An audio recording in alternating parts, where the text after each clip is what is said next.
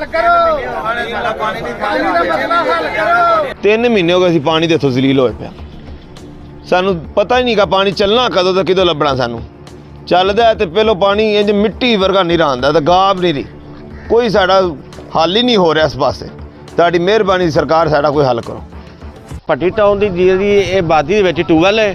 ਅਸੀਂ ਬੜੀ ਵਾਰ ਏਸੀ ਸਾਹਿਬ ਕੋਲ ਗਏ ਹਾਂ, ਟਾਊਨ ਕਮੇਟੀ ਵੀ ਗਏ ਹਾਂ, ਬਲਦਿਆਤ ਵੀ ਗਏ ਹਾਂ, ਬੜੇ ਗੌਰਮੈਂਟ ਦੇ ਮਾਮਲੇ ਤੇ ਬੜੇ ਦਰਖਾਸਤ ਵੀ ਦਿੱਤੀ, ਬੜਾ ਕੁਝ ਦਿੱਤਾ।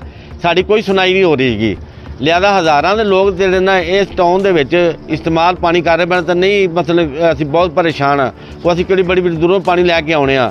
ਲਿਆਦਾ ਤੁਹਾਡੀ ਮਿਹਰਬਾਨੀ है ये ट्यूबवेल नवा लगाया जाए। ये तकरीबन सर पिछले 3-4 माह से हम लोग जो है ना बहुत ही डिस्टर्ब है। पानी इंतहाई गंदा पानी आ रहा है, रेत और मिट्टी से मिला हुआ पानी होता है, फिर आता भी बहुत कम है। इतना वो सारा दिन मोटरें चलती रहती हैं।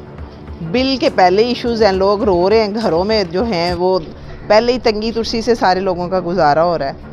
तो ये जो सारी डिस्टर्बेंस है, सारे लोग ही बहुत परेशान हैं।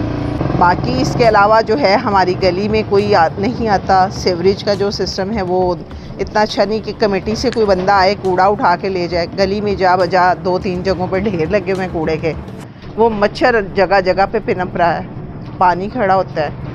तो ये सारे इश्यूज़ हैं।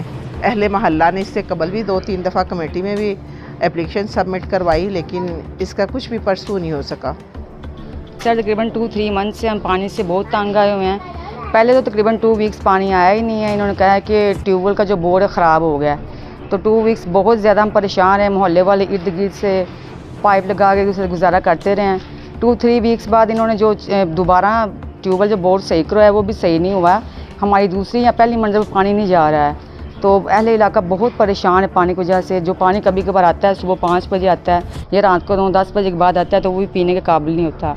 आपसे गुजारिश है कि प्लीज़ पानी के लिए हमारी कोई हेल्प करें जी। ਇਹ ਸਾਡੇ ਟਿਊਬਵੈਲ ਦਾ ਮਸਲਾ 3 ਮਹੀਨੇ ਤੋਂ ਹੋ ਚੱਲਿਆ ਜੀ, ਤੇ ਸਾਡੇ ਬੱਚੇ ਸਕੂਲ ਜਾਣ ਤੋਂ ਕਾਸਰ ਨੇ। ਹਕਾਮੇ ਵਾਲਾ ਨੂੰ ਬੜੀ ਵਾਰੀ ਰਿਕੁਐਸਟ ਕੀਤੀ ਹੈ, ਲੇਕਿਨ ਇਹਦਾ ਕੁਝ ਨਹੀਂ ਬਣਿਆ। ਇਹ ਪਾਣੀ ਤੁਸੀਂ ਇਹ ਦੱਸੋ ਕਿ ਪੀਣ ਦੇ ਕਾਬਲ ਹੈ ਜਾਂ ਨਹਾਉਣ ਦੇ ਕਾਬਲ ਹੈ?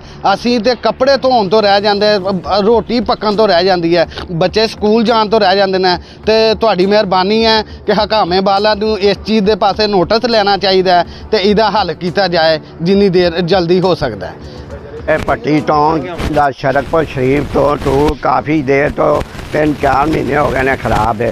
ਜੇ ਚਲਾਣਾ ਮੈਂ थोड़ी देर चला के रेत आउण लग पैंदी है, फिर मैं बंद कर दा, फिर चलाना, फिर मैं बंद कर देना। तो बहुत ही नाजुक पानी है। बच्चे भी बीमार, आप भी, साढ़े 3 बच्चे बुखार नाल पए ने घर भट्टी टाउन। तो लिहाजा इस टूल नूं नवां लगाया जाए। जिथे भी लगना इन बोर्ड नवा तो इत्थे हो नहीं सकता। कितनी बारी किया, इंजीनियर है 4 दिन हो गया, वो भी कोई सुनाई नहीं दिता। कभी कोई आंदा, कभी कोई आंदा, सुनता को नहीं वाम दी। मसला हल करो, पानी का मसला हल करो, पानी का मसला हल करो, पानी का मसला हल करो, पानी का मसला हल करो, पानी का मसला हल करो।